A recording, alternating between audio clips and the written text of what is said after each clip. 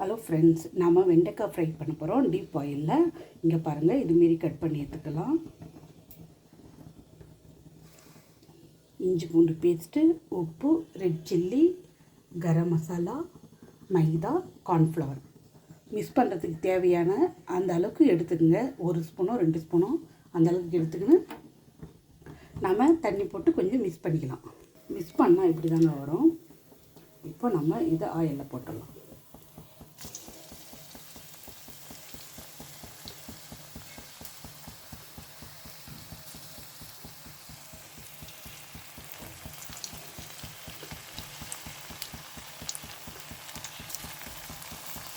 இதில் நம்ம அரிசி மாவு கூட போடலாம் போதும். அரிசி மாவு, கடலை மாவு அது 2 ஆட் பண்ணி கூட நம்ம செய்யலாம்.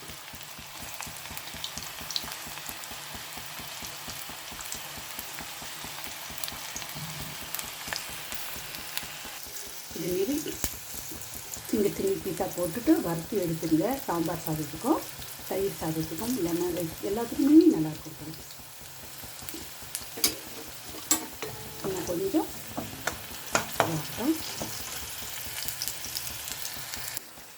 வந்த உடனே நாம் எடுக்கலாம். இப்போ ஃப்ரெண்ட்ஸ், வறுத்து எடுத்தால் இப்படி தாங்க இருங்க. நல்லா முறுமுறுன்னு தான் இருக்குங்க. கொஞ்சம் நேரம் நமுத்துனா சாஃப்டாக ஆகிடும் மாரி ஆகிடும்.